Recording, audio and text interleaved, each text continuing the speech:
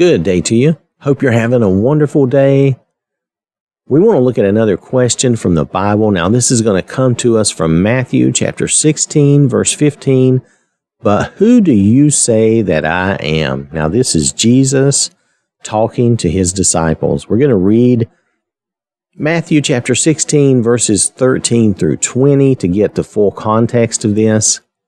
When Jesus came into the region of Caesarea Philippi, he asked his disciples, saying, Who do men say that I, the Son of Man, am?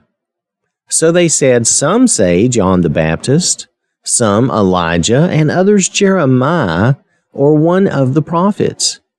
He said to them, But who do you say that I am? Simon Peter answered and said, You are the Christ, the Son of the living God.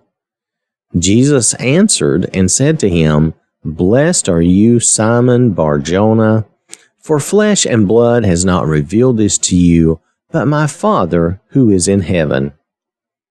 And I also say to you that you are Peter, and on this rock I will build my church, and the gates of Hades shall not prevail against it. And I will give you the keys to the kingdom of heaven, and whatever you bind on earth will be bound in heaven, and whatever you loose on earth will be loosed in heaven.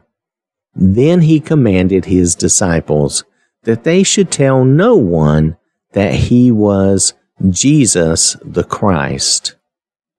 Here, Jesus is checking his disciples to see if they understand who he is. Peter's answer is correct. Jesus is the Christ, the Messiah, the Son of the living God. Then Jesus tells Peter that God has revealed this to him. No man has told this to Peter, but God has revealed it to him. Next, Jesus makes a little play on words, which he often does in his teaching. He says, You are Peter. Now, the Greek word for Peter is Petros, meaning a rock or a stone.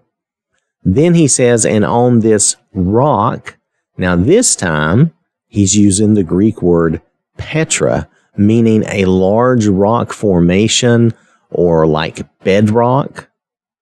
Then he says, I will build my church. So he means that this is a large formation of rock, like a foundation, suitable for a foundation. Remember, in the Sermon on the Mount, he says, building your house on the rock and not on the sand. So here's the idea. This is a firm foundation.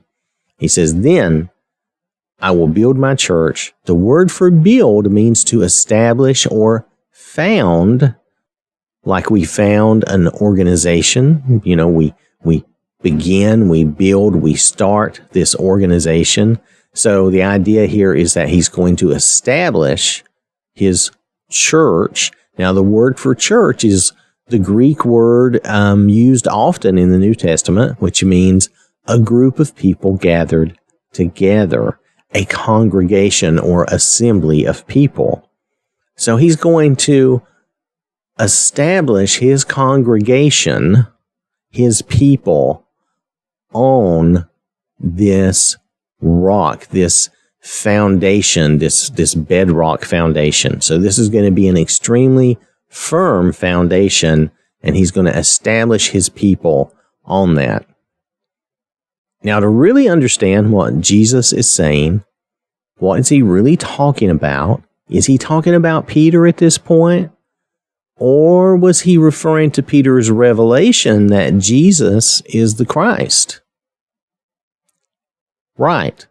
Jesus is focused on the revelation. That's what this whole conversation is about.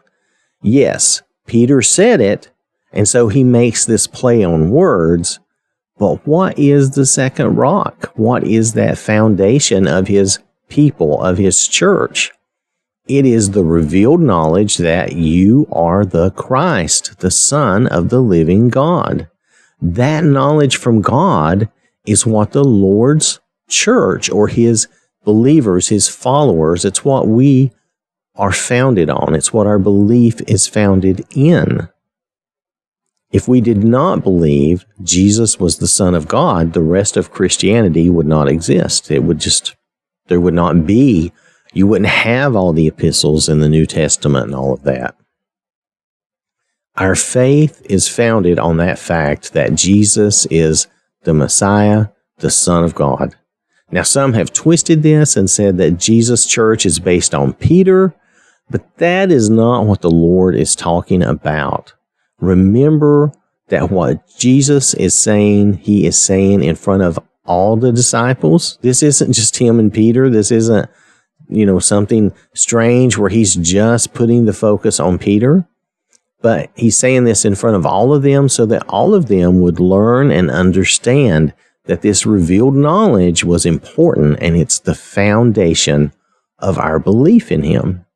So all of this was initiated by Jesus to teach this lesson, that our foundation is to be in our belief in him as the Son of God. He was the perfect sacrifice for us, and through him, we have the keys of the kingdom as citizens. Through Jesus, and only through him, we have authority in our lives.